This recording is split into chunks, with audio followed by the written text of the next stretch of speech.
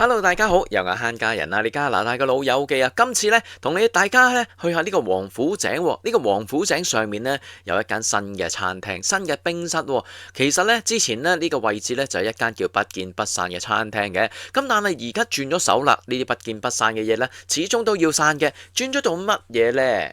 就等我同大家睇下啦。佢呢就喺樓上嗰一層嘅，其實就喺滿記隔離嘅。其實我覺得呢個位置都幾好，因為呢隔離有個運動場啊，咁所以好多人呢打完波啊都會過嚟呢度嘅，咁所以呢，呢一間茶餐廳呢，唔知佢做唔做得住啦，而家同大家介紹一下啦，呢一間呢，就叫禮敬冰室啦。嗱，睇片之前呢，你訂閱咗未啊？如果未訂閱，快啲訂閱啦，撳埋鐘仔，有咩新片你即刻知道啦。Like 下條片 ，share 俾啲朋友啦。嗱，你都會見到好多花牌擺咗門口嘅，因為真係啱啱先開張噶嘛。究竟呢間嘢得唔得？而家同大家入去睇下啦。你一入門口呢，基本上會發現同以前啊嗰間不見不散係完全一樣嘅，所有嘅裝修基本上冇改過嘅喎。唔知諗住係咪快啲做生意，咁啊零零冚冧咁就即刻做生意啦。咁但係咁趕，究竟得唔得㗎？起碼俾我見到呢，佢呢度啲台凳凳呢，基本上呢抹咗面頭啊，下低呢都幾污糟下噶。咁如果可以清潔一下，先至做生意呢，就會比較好少少啦。嗱，呢間餐廳同上次嗰一手呢未轉手呢，基本上係一樣嘅，因為呢個位置呢係死位嚟嘅。你嘅電話呢，如果你 Rogers 呢，基本上係收唔到嘅。咁所以呢，你一定要上佢哋嘅 WiFi 先可以同呢個世界 keep 住有聯絡噶。除非你真係想耳根清淨啦。嗱，而家試業期間呢都有啲優惠嘅喎，全店點餐呢就88折嘅，其實呢就係佢等於包稅咁樣樣啦。而且呢，而家呢淨係收現金嘅，因為佢個機器未整好啦。下午茶呢就2點半到5點，點解咁緊要呢？一陣間講菜單同你講啦。另外佢而家食物呢都係比較簡單嘅，遲啲有啲其他嘢食啦，仲有全新卡座喎，咁即係真係等緊啲家私嚟啦。嗱，睇翻嘅 menu 咧，真係簡單到無論啊，一張紙搞掂晒啊！基本上咧有小食類嘅湯粉麵啊，你見到有啲唔同嘅小食啦，或者湯粉嘅價錢呢6個幾到12個幾，一般一個湯粉呢12個幾。記住呢個呢係唔包熱飲，唔包飲品㗎。點解頭先講下午茶時段2點半到5點嘅特別呢？因為呢，如果係呢個下午茶時段呢，佢就送你熱飲嘅，凍飲呢就加1個2毫5，其實都幾高下㗎噃。叫得冰室呢，梗有常餐啦。常餐得2款啫，都係一個火腿蛋三文治啦，加一個餐肉公仔麵或者榨菜肉絲湯米粉嘅。不過呢，就有擺一個熱飲嘅。至於飯類方面呢，基本上佢呢度呢，得一啲嘅普通嘅焗飯啦，同埋一啲嘅燴飯嘅啫。炒粉麵飯呢，就完全係冇嘅，可能遲啲呢，就會慢慢加落去啦。價錢方面呢，係14個9毫9到15個9毫9不等啦，咁啊包咗一杯熱飲嘅，凍飲要加1個2毫5噶，咁你就可以呢，就揀飯或者意粉都得噶噃。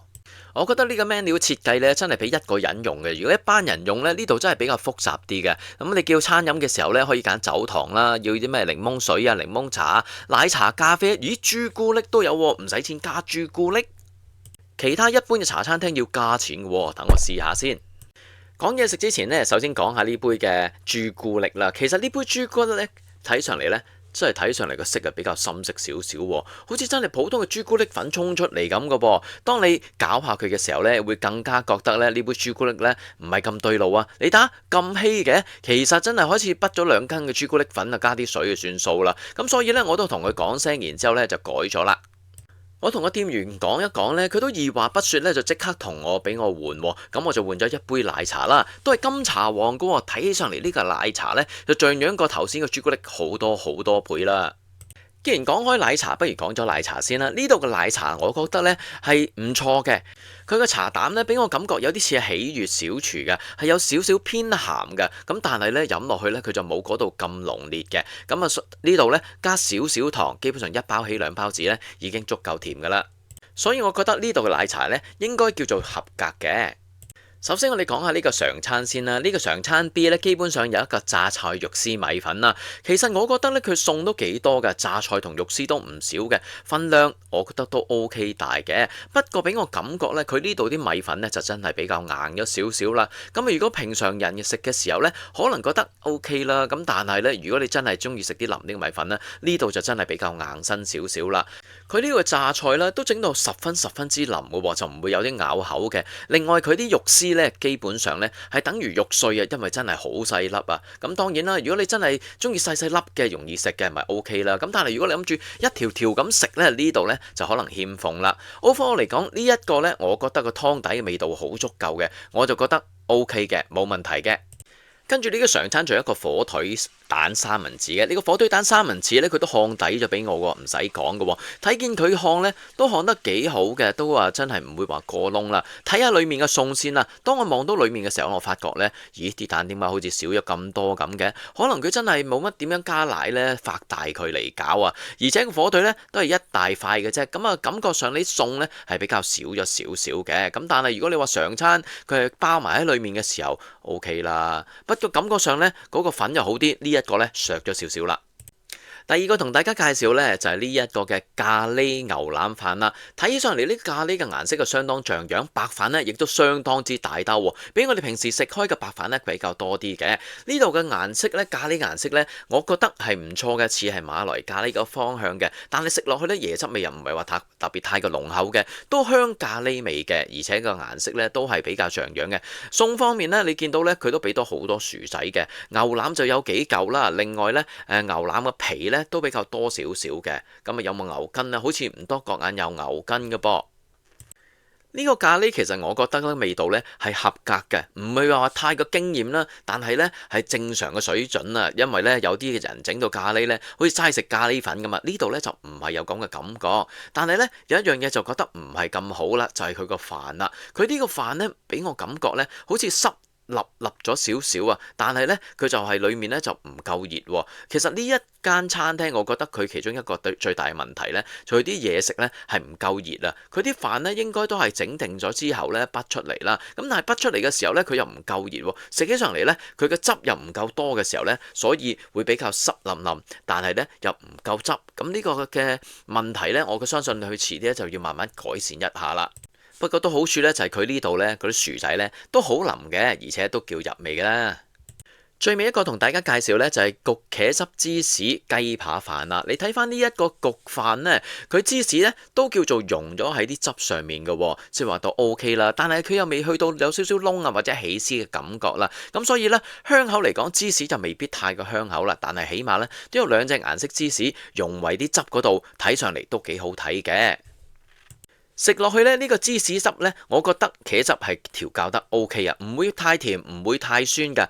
加埋啲飯啊，啲飯呢，佢係真係有少少略略炒底啊，你會見到有少少嘅蛋啊炒埋一齊啦。咁但係呢，係咪真係好香口呢？一陣間先同大家講啦。不如講咗呢塊雞扒先啦。雞扒呢算係大塊嘅，但係呢，佢就唔會同你切開嘅，即係話俾把刀叉你自己切啦。當你切嘅時候呢，你好明顯感覺到呢嗰個兜呢係會搖搖噏噏嘅，咁切起上嚟呢，比較困難嘅。不過好處就係呢塊雞扒呢都算厚身嘅，而且呢都熟晒嘅，而且啲雞呢都叫嫩口嘅，就起碼唔會食落去有啲柴嘅感覺㗎。但係你話呢個飯係咪冇挑剔呢？其實又唔係喎，有一樣嘢真係幾大問題。我相信呢，佢呢個蛋嘅炒飯呢，應該都係預先炒定晒啦，淨係畢上面頭，跟住加啲餸加啲汁攞去焗，焗完面頭呢攞俾你嘅。咁所以呢，問題就係面頭呢，你會感覺到啲芝士真係溶晒，真係好似好熱咁。但係當你食到裡面嘅時候呢，啲飯呢有少少涼涼地添嘅噃。咁即係話呢，佢真係可能真係啲飯呢唔係即刻炒俾你啦，最好梗係現炒㗎啦。如果太多預製嘅嘢呢，咁就好似跌咗少少鑊喎。希望呢喺呢個試業期間呢，佢可以收集我哋呢一啲食客嘅資訊啦，咁就係從而有所改進，令到佢做得更加之好啦。好啦，俾錢埋單啦，我哋叫咗3個餐啦，總數呢得45蚊嘅，因為呢佢就而家呢係免稅啊嘛，咁所以食起上嚟呢3個 OK 價錢啦。但係如果你想要張單呢，佢就欠奉啦，因為呢佢個機未得啊，唔知佢點報稅嘅呢？好啦，總結啦，呢一間呢唔係叫做不見不散啊，雖然呢招牌仲未換，但係呢係叫做禮記冰室嘅。我覺得佢而家呢真係試業得好多嘢真係未得嘅。尤其是啲嘢食啊，好多時佢都係啱啱好攤出嚟做啦。咁但係呢，嘢食嘅 quality 呢，仲未係達到正常嘅水平㗎。希望佢慢慢可以改善啦。我知道佢好多嘢而家呢都係準備緊嘅，例如啲家私啊，或者請廚啊，或者處理新嘅食物啊咁樣啦。咁我相信佢遲啲呢就會越嚟越好噶啦。如果大家有興趣呢，都可以試下睇一個而家情況點嘅。當然啦，你等到佢真正開業嘅時候去呢，多啲嘢食，樣樣嘢 set 到 down 嘅時候呢，可能食出嚟啲嘢呢會更加之好噶噃。可能遲啲呢，佢真正開業嘅時候呢，我都會再去試一次嘅。話晒喺呢個世界上創業真係幾艱難嘅，我哋有得支持嘅都應該支持下嘅。好啦，我係慳家人啊，下次同你再揾嗰啲好嘢平嘢食啦，拜拜。如果你想睇晒全部 menu 呢，入我網站就可以睇得到噶啦。點樣做？睇下下面條片就知嘅啦。